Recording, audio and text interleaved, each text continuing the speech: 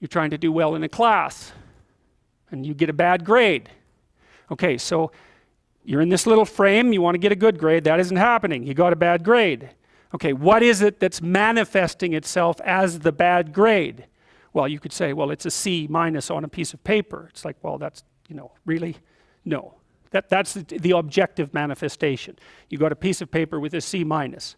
The value-free proposition is that you've been delivered a piece of paper with a curve on it and a little, negative sign. Well, you think, well, that's what that is. Well, it's as dopey as thinking, well, here you got your failing grade, you go into the lab and you weigh it on a scale, and then you burn it and see what it was made of. It's like, well, why did I get so upset about that? It's just paper. It's like, no, that's not just paper. It's an entity that exists in a web of connections. The fact that it's signified by paper is almost completely irrelevant. What is it?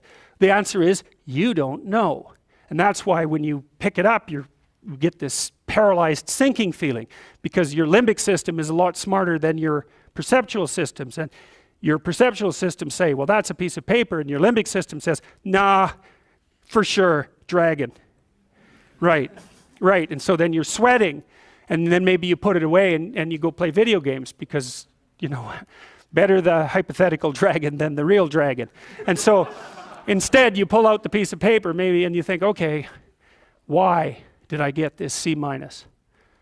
Well, that's a hell of a question, isn't it? It's like, maybe you're stupid. Well, that could be, or at least stupid compared to who you think you are. Like that's the real horror that's lurking there, right? It's like, oh, I thought I was kind of smart. That's a proposition of the highest order. I thought I was kind of smart. It's like, yeah, well, what about this C minus? It's like, well, that goddamn professor, right? That's the first thing. I've been attacked by a predator. That's the first response, right? So it's a nonsensical message. It's just delivered by someone evil and predatory. Well, that's, possible, but I wouldn't go there. I wouldn't go there first necessarily.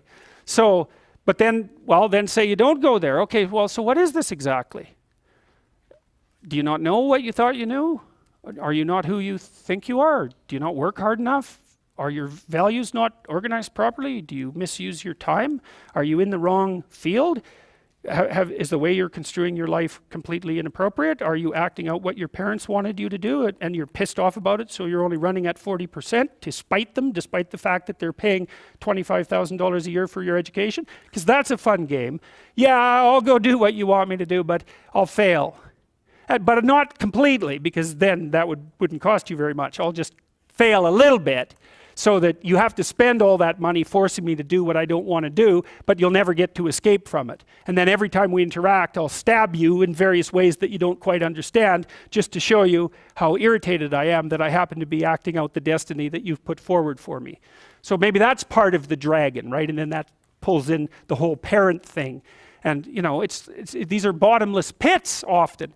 When you're in the world and something objects to you, something that matters objects to you, then in the entire unrealized world is in that thing that objects. It's all tangled up inside it. That's why it's the great dragon of chaos. It's everything that's outside of your conceptual structure. And what is that?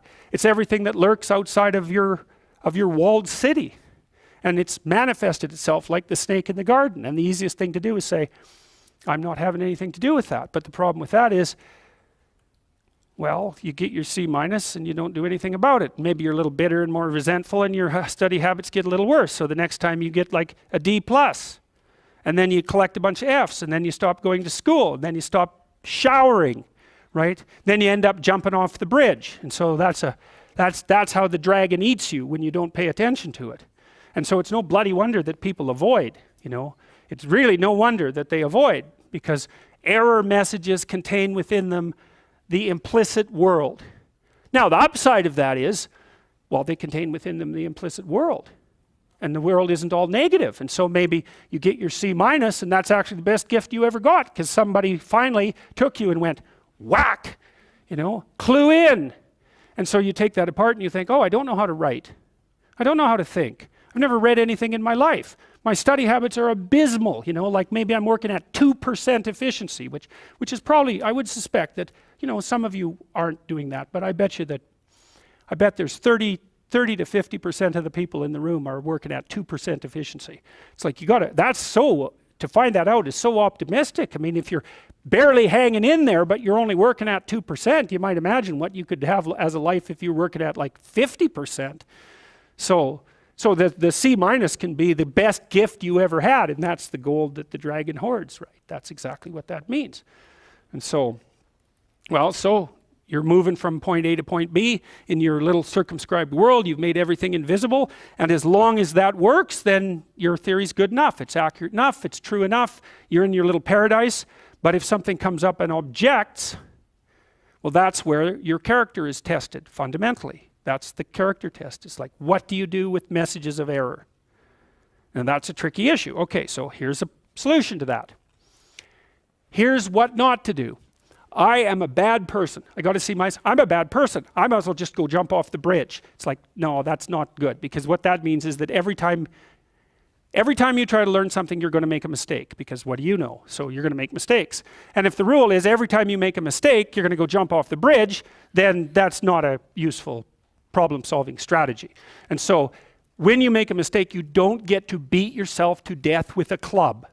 It's a bad strategy, and you'll have your internal tyrant in there who's perfectly happy about doing that. That's the, overactive superego that Freud talked about. Maybe it came to you via a parent who was too authoritarian, or a grandparent, or maybe it's just you because you're disagreeable and neurotic, and so you'll take or hyper-conscientious. You'll take yourself apart.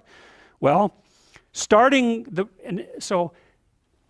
you've got a problem. Something has objected to you. Then the question is, well, what does that mean? Well, maybe you're not looking at the world right. Maybe your goals are wrong. Maybe you're not acting properly.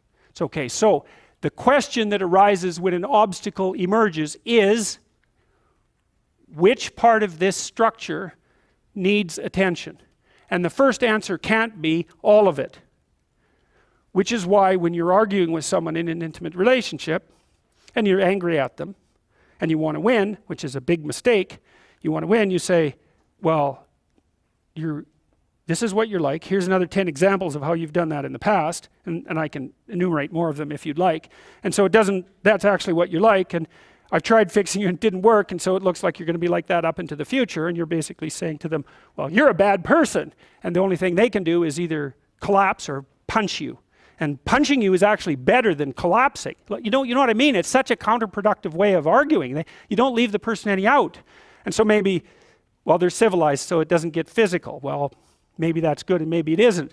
But then they end up either really not happy with you in a way that they will manifest the first possible opportunity they get, or they have to go off in the corner and cringe. It's like, great, you won. It's like now your partner's either hates you or is cringing. It's great. That's a real good victory, man.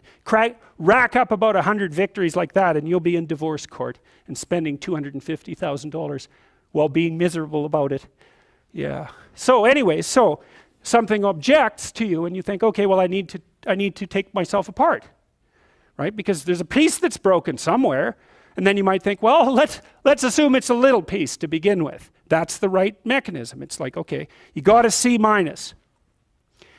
That doesn't prove that you're stupid. Now, it implies that you might be stupid, but it doesn't, really, it does, and that's why you don't want to look at it. Maybe it implies that you're lazy, or implies that you're ignorant, or like it implies all sorts of terrible. Might imply that you're a bad person even. But you don't want to leap to that, and that's sort of the proclamation of innocence before guilt.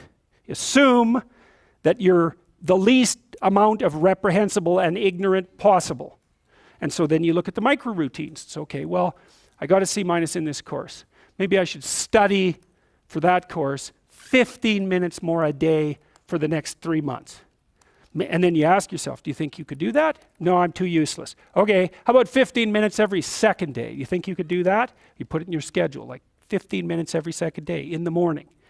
And that's, well, you think, well, what's wrong with me? Well, I'm not very good at managing my study schedule. That's not quite down here at the behavioral level, but it's pretty close, because what you can take an action. You can open up your schedule and you can say, well, mark 15 minutes aside. Then you can practice doing that. It's pretty low level in the hierarchy. It means, well, you're still not a horrible person. You just got to polish up your work ethic.